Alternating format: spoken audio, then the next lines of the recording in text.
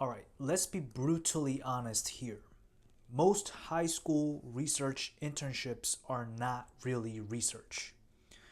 What your students end up doing is delivering paperwork, organizing files, maybe making copies. They're mostly doing busy work.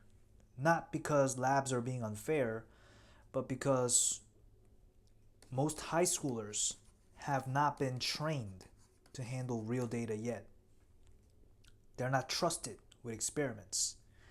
They cannot analyze data meaningfully. So they become glorified assistants,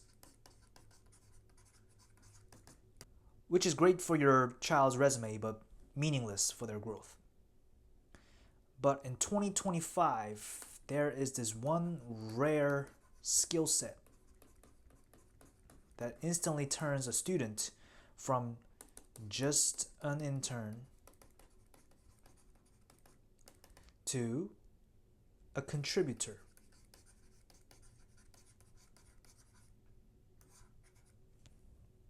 And that I'm about to reveal right now. It is a combination of data fluency, meaning how well can you analyze the data and interpret it, plus AI assisted scientific programming.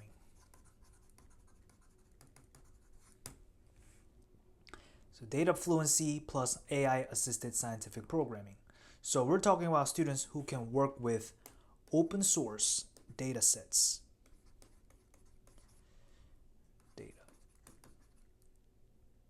Use Python or R to clean and analyze these massive data sets, and then prompt AI tools such as ChatGPT and BioGPT to summarize the trends, and use tools like MATLAB, TensorFlow, or Wolfram Alpha, and create 3D visualizations, merge data sets, and identify patterns. So today's labs, especially in biology, neuroscience, and medicine, are drowning in data, and they're short on people who know how to make sense of data. On data analysis. And here's the best part. Many of these data sets are now publicly available. Your kids don't even need to go to a lab to start. They can build their own research portfolio from home.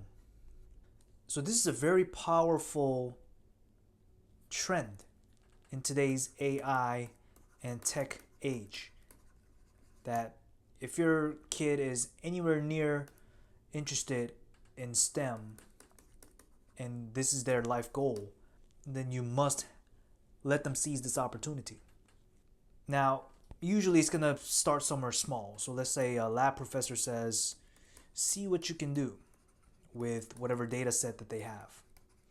And then your child runs some tests, builds a visual, and asks questions. And suddenly that just for fun project becomes a cornerstone for the lab's next paper. Once professors realize your child is not just capable, but rather essential part of their team, then things change very fast. New data collection is happening with your child's analysis in mind. The lab starts depending on your child's tools. And eventually, your child's name can appear in a published study. And this is no longer a fantasy. This is what is happening quietly in labs around the world. So here's what a smart student can get out of this one great internship. They get the research intern title that they can put on a resume. And most likely they'll be working without a pay, so they can count this as their volunteer hours. And they can enter a science fair or competition with their original research, with real analysis, and perhaps win awards. And sometimes publication. Icing on the cake. And this is not limited by geography anymore. You can contribute remotely from your bedroom. The analysis can happen across time zones, across continents, and you're saving time. You're saving the lab time and gaining what most undergraduates never get. Your child gains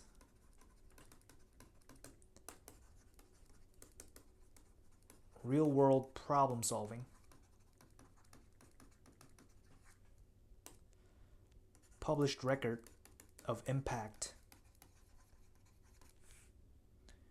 and an undeniable proof that your kid can think, not just do well on standardized tests. So let's talk about this a little bit. Let's unpack this published record. I mean, who wouldn't love their kid to be published on a paper, a renowned journal, for their contribution? But today's student researchers also build the following: GitHub portfolios. They start their research blogs on their own. If your child is anywhere near interested in STEM and they are deeply curious, they should start their own blog immediately and start documenting. They can also start their own YouTube channel, just like how I'm doing, and document their experiments, their research process, their analysis. Because here's the thing: authority is decentralized as of 2025. Publishing is not just in journals anymore. Publishing is not just recognized in prestigious journals anymore. It can also be done on platforms and receive just as much recognition. Journals. And colleges know it too. So if your child can show their thinking, not just their grades, then they can rise above the noise. So in today's age of high school internship, never think of your child as just an intern. They're a collaborator with something to offer. So